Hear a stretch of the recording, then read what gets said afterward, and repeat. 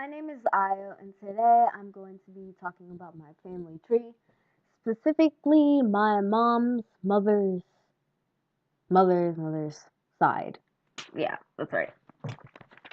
So first, we start out with my great-great-grandmother, Caroline Oliver, and we also call her Mommy Jean. And she was born in Pensacola, and she moved to Pittsburgh because her aunt and uncle were lynched. So they left that night or the next day because the white people that lynched her aunt and uncle were coming after them as well. And so she developed the appropriateness strategy for survival that my family has kind of carried on uh, throughout the generations.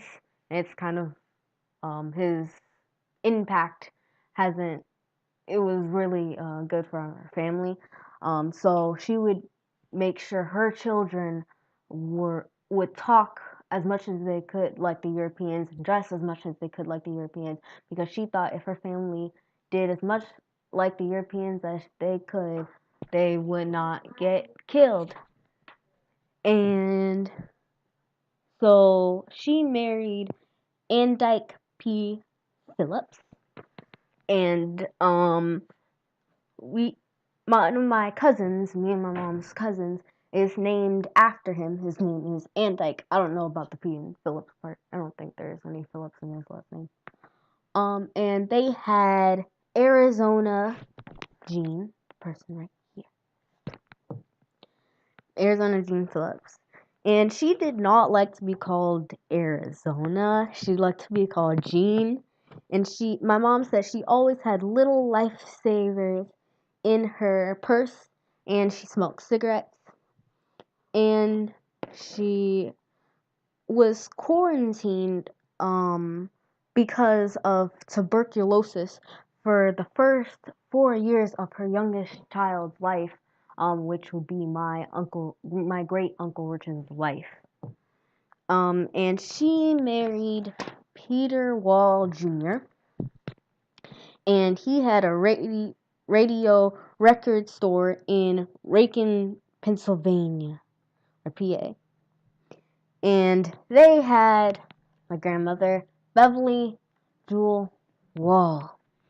And she developed the BJWL after school program for kids in public housing in Allegheny County. And when she got the position to be able to do these types of things, she, instead of telling the people there, like, you need to do this, you need to do that, she asked, what do you need? And they said an after school program so that they could know their children were safe, because school got out for them at like 3 and their parents are at work and they didn't get home until like 6. So during those 3 hours, who knows what could have happened. And so the BJWL after school programs still exist today. And she married John Allen Conley. And John Allen Conley, my grandfather, went blind in one day at the age of 12. He was an attorney, a university professor. He was the founder of the Specialized Housing Development Corporation. And they had my mother, Evelyn Wall Conley. I think that's what the W stands for. I'm not sure. Evelyn Conley. And she is the director of Kibole Bole Educational Institute, and she married my dad, which is Mark Allen Washington. And he started the Homemade Joy cookie business, our family business, and he got the name for the business by switching the meaning of my name around, and my name means joy comes home. So you just switch a couple words, take the come out, and you get homemade joy.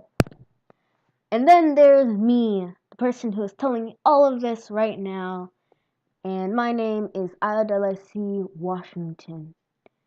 And that's it. Thanks for watching.